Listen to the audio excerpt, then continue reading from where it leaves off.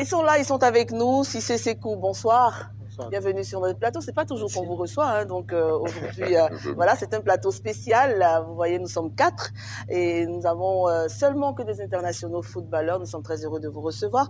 Et puis on va dire également bienvenue à Michael Poté, voilà. Bonsoir. J'aime bien vous taquiner comme ça. Bienvenue sur notre plateau, bienvenue en Côte d'Ivoire. Je sais que c'est chez vous parce que vous êtes toujours là.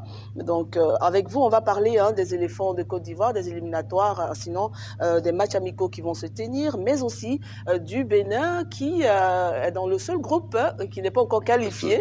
Voilà, on va voir ce qui va se passer avec le Bénin. Alors, pour parler des éléphants de Côte d'Ivoire, nous, on s'intéresse déjà à ces nouveaux éléphants-là qui ont été appelés. On connaît déjà les anciens.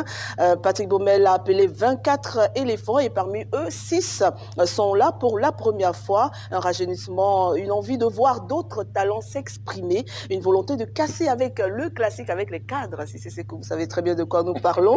Les néo-éléphants de Baumel, c'est un sujet signé Salif Ouattara et Samuel Metch. Wilfried Senghor, 20 ans. Traoré Ahmed Junior, 21 ans. Ismaïla Soro, 23 ans. Chris Bédia, 25 ans. Aka Serge Arnaud, 26 ans. Hassan Kamara, 27 ans. De nouvelles têtes dans les vestiaires ivoiriens. Ce gros contingent avec un objectif clair. Poursuivre le rajeunissement de la sélection ivoirienne qui a en ligne de mire la participation à la CAN Cameroun 2021, les éliminatoires de la Coupe du Monde Qatar 2022 et surtout la CAN 2023 qui doit se jouer en terre ivoirienne. Pour préparer ces échéances, Baumel recherche un mélange de joueurs expérimentés et frais physiquement pour aller au duel. Wilfried Senghor semble rentrer dans ce schéma avec son mètre 90, le jeune défenseur du Torino est devenu une véritable sentinelle prête à aller au charbon. Ses statistiques sont impressionnantes cette saison avec une montée impressionnante qui l'amène souvent à être passeur décisif ou même buteur. Une flexibilité qu'il partage avec un autre jeune ivoirien forgé dans le Calcio.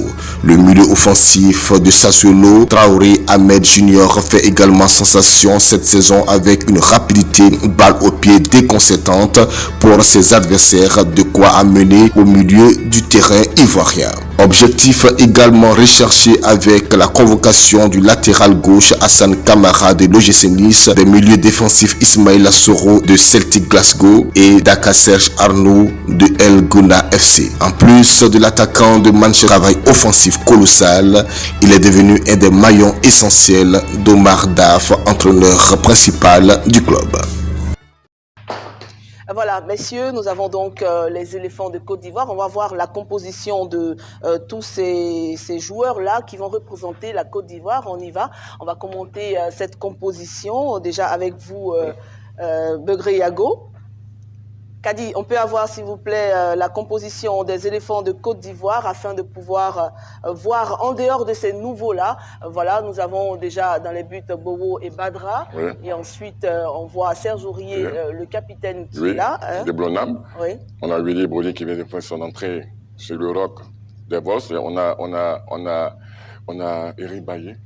Ceux qui regardent cette liste, il y a 6 anciens champions d'Afrique, oui, de 2015 et 6 nouveaux.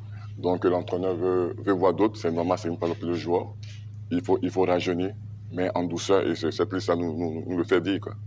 C'est quoi votre commentaire sur cette liste de 24 joueurs? Bon, moi je pense que c'est une très bonne liste. Le coach, voilà, il a besoin de voir aussi quelques joueurs. C'est vrai que tout le monde ne peut pas être appelé, mais je pense que les 6 nouveaux, il veut forcément peut-être les voir en situation de jeu. Même si j'aimerais peut-être, j'aurais voulu que Seko Fofana soit dans cette liste.